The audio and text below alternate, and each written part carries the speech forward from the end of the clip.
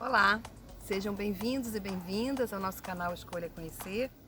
Paulo Freire foi preso em 1964 pela ditadura militar. Um dia ele estava na sua cela e um jovem tenente se aproximou e falou: "Professor, nós vamos receber um grupo de recrutas e dentre eles tem vários que são analfabetos.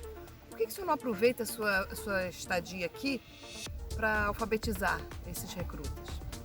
E Paulo Freire, muito surpreso com a ingenuidade do rapaz, falou: "Mas meu caro tenente, se eu estou preso aqui exatamente porque criei um método de alfabetização de adultos, como é que eu vou alfabetizar os recrutas? E se você sair por aí dizendo que quer que o Paulo Freire alfabetize esses jovens recrutas, você vai preso também."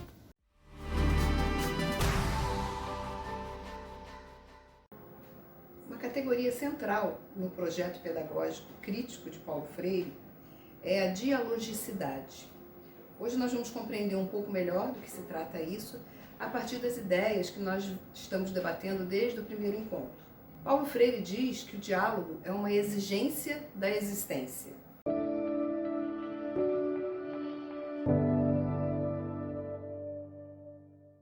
Não pode haver existência sem diálogo, porque é no diálogo que homens e mulheres significam as suas existências.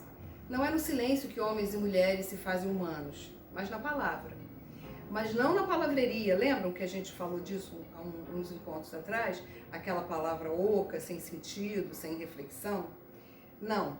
O diálogo se faz na palavração, que é aquela palavra que é dita, que é pronunciada para transformar o mundo.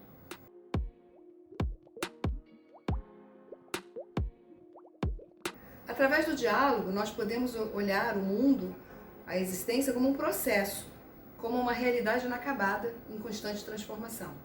O diálogo, ele implica uma praxis, um compromisso entre o que a gente fala e o que a gente faz. Diálogo é palavração.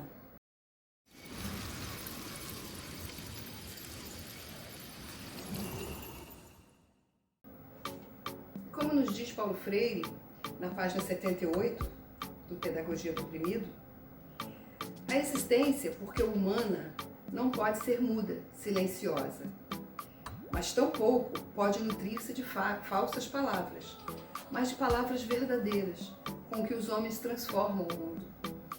Existir humanamente é pronunciar o mundo, é modificá-lo. O mundo pronunciado, por sua vez, se volta problematizado aos sujeitos pronunciantes, exigindo deles um novo pronunciar. Assim, Paulo Freire define o diálogo como uma exigência da existência, um encontro em que agir e refletir são endereçados ao mundo a fim de transformá-lo. Mas para que o diálogo verdadeiro exista, ele não pode se reduzir ao ato de depositar ideias na cabeça do outro.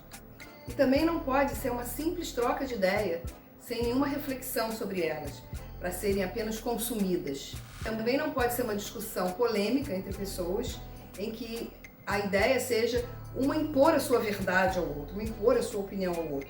E também não pode ser um instrumento de conquista do outro. O diálogo deve ser um instrumento de criação de mundos.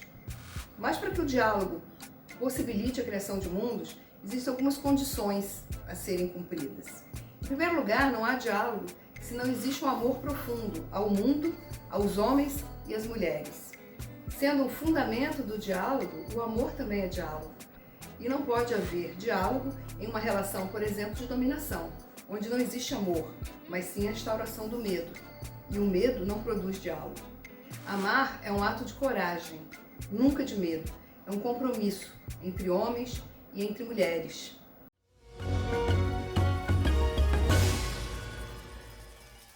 Também não pode haver diálogo se não há humildade. O diálogo, ele não pode se dar numa relação de arrogância. Quando um dos lados perde a humildade, a relação deixa de ser dialógica. E em relação à humildade, Paulo Freire se pergunta, na página 80 do Pedagogia do Oprimido: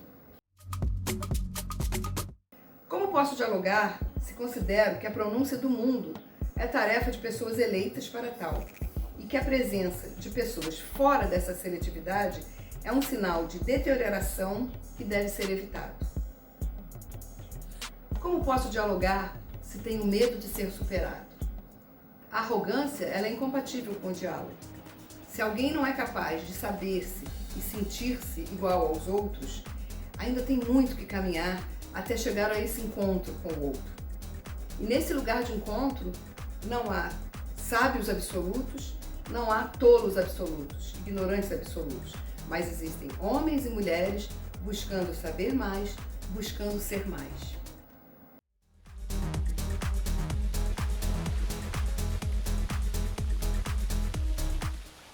Também não há diálogo se não há uma imensa fé nos homens e mulheres.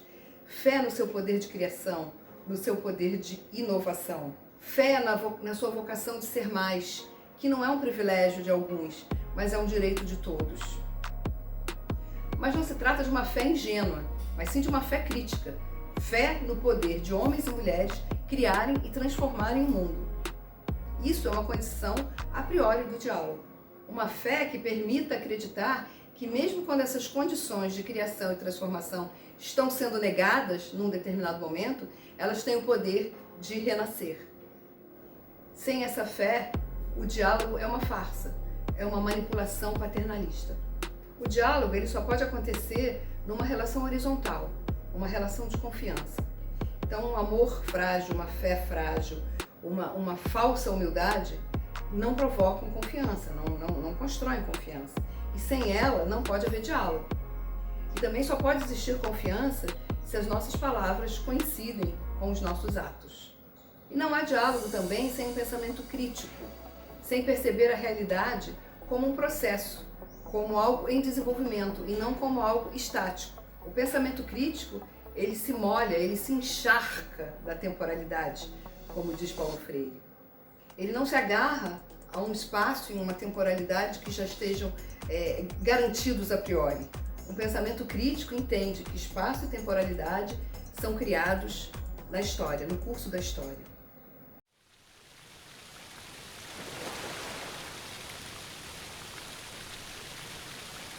Finalmente, não existe diálogo sem esperança. E a esperança ela não se faz individualmente, ela se faz no coletivo, nessa busca de homens e mulheres, né, para ser mais. Mas não é a esperança de cruzar os braços e esperar. É a esperança de esperançar, um verbo que Paulo Freire também cria.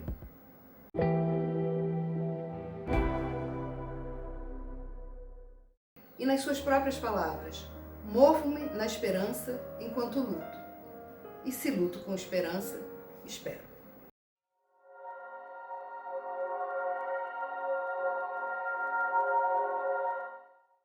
E é de esperança que nós vamos falar no próximo vídeo, de esperança e de utopia.